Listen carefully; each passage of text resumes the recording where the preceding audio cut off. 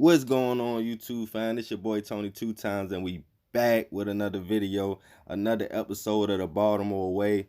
This episode 6. Tonight we're gonna be talking about the 12 o'clock boys. Let's get right into it. The 12 o'clock boys are legendary dirt bike riders out of Baltimore, Maryland. The 12 o'clock boys started the dirt bike phenomenon in Baltimore, flying at top speeds down city streets.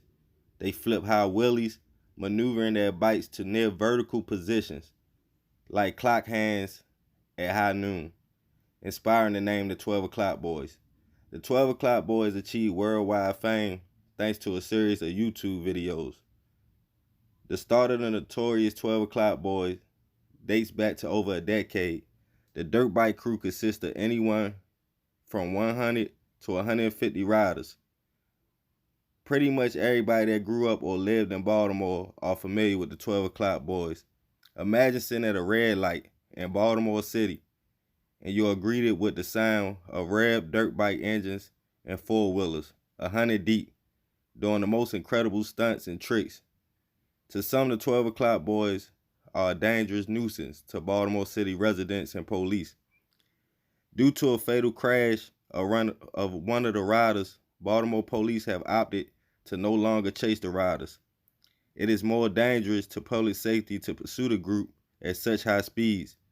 It is said that the police now frequently use street cameras and helicopters to track the riders and make arrests later if necessary. The continuous feud between the 12 o'clock boys and police is what makes their story so compelling and alluring.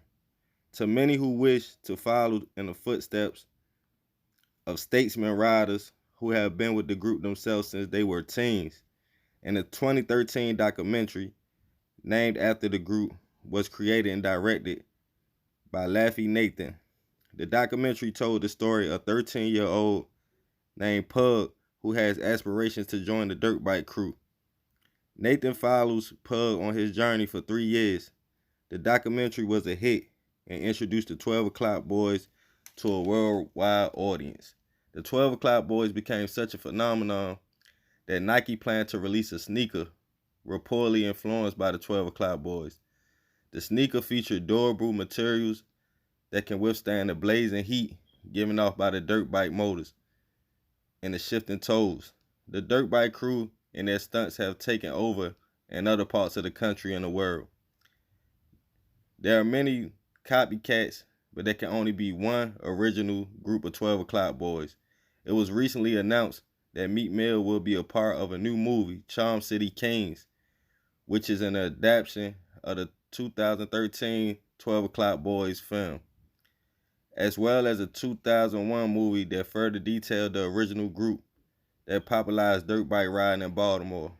Charm City Kings is set to be released in April 2020. Yeah, man, we already know if you're from Baltimore, you know about the 12 o'clock boys. You know, one thing I failed to mention, and now that we talking about Meek Mill and Will Smith have teamed up. Of course, Jada too, because Jada Pinkett, she's originally from Baltimore, Maryland. But they teamed up to do that movie, Charm City Kings, and I feel like that's going to be dope for the city. That's going to be big for the city. But, man, if you grew up in Baltimore, man, you see these dudes, you feel me, riding down the street, like I said, 100 deep, 150 deep, dirt bikes, doing wheelies, standing on the dirt bikes, all kind of stuff. It's the way they hold their hands. If you ever heard, I forgot what song it was, when Meek said, I ride through your block, bike on 12 o'clock, he was referring to that. You know, Philly big for dirt bikes too. They do a lot of dirt bike riding too. But, man, it's just amazing, you know, that these young group of men, that it started out almost like a bad thing. Like they said the police was chasing them. One of their riders actually died in a police chase. So the police said, okay, we got to stop chasing them because it really ain't that serious. And it became really part of Baltimore history and just the Baltimore way of life. And then I don't know if y'all know Cheno, you feel me, with the Dream Chasers. Like Meek Mill, little man from Baltimore. Cheno, you know, ride with the 12 o'clock boys. He been messing with the dirt bikes for years. And I'm pretty sure he ain't think that it'll take him to this level. Like, bro got all kind of deals on the table, you feel me, for dirt bike equipment and dirt bike suits. Plus, like I said, he with Meek. And it's just dope that just riding bikes got him out the city like that. I'm pretty sure he was just doing it for fun, you know, killing time, just out there having fun, riding bikes, Willie and stuff like that. And it got him a bag. You see what I'm saying? So that's real dope to inspire the youth because I ain't never really rode too many dirt bikes. I mean, I played around with them, but I ain't gonna say I was willieing through the streets. That really take a lot of talent. You know, you got to be careful with them bikes. You got to know the weight of them. You got to know how to willie them just right. You got to know how to lift them just right. So it ain't no easy thing that these dudes be doing. And it be like 100 of them just riding through the streets, just doing all kind of tricks and stuff like that. If you late for work and you in Baltimore and you see the 12 o'clock boys, it's a wrap. And people done got so used to them that don't nobody really blow the horn at them or nothing like that. Because they not going to move anyway, so you just got to kind of enjoy the show. But it became part of the legacy of Baltimore, so people don't mind. You know, you might just be chilling outside one night, you just hear dirt bikes flying by.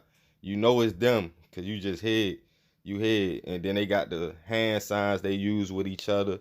You feel me? They all know what it mean. It might mean go left, go right, do a wheelie, put your bike on 12 o'clock, stand on your bike, and they really put on a show.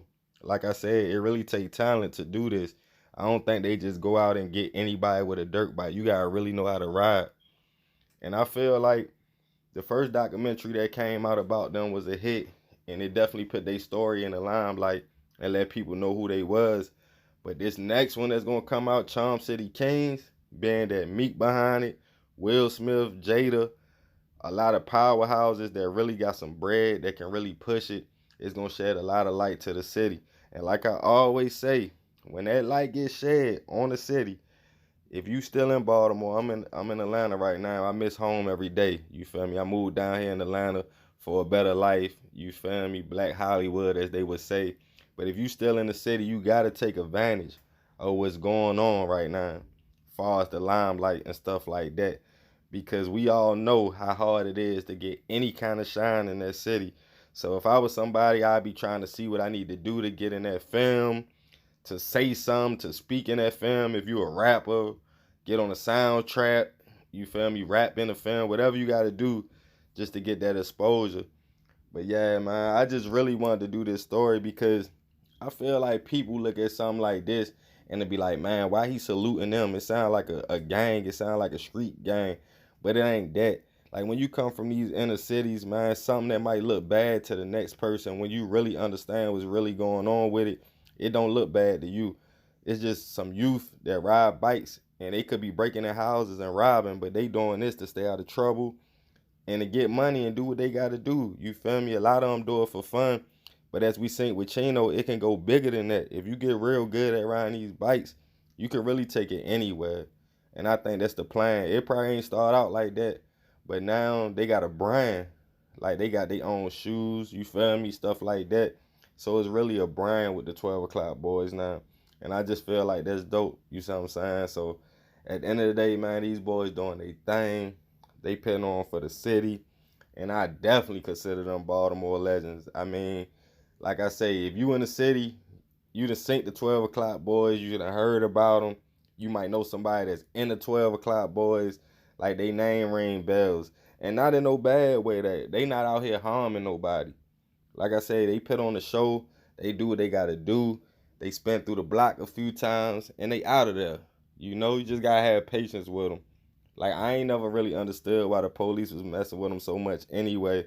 Because at the end of the day, man, they ain't hurting nobody. It's way more bigger stuff going on in that city than to worry about somebody riding a dirt bike.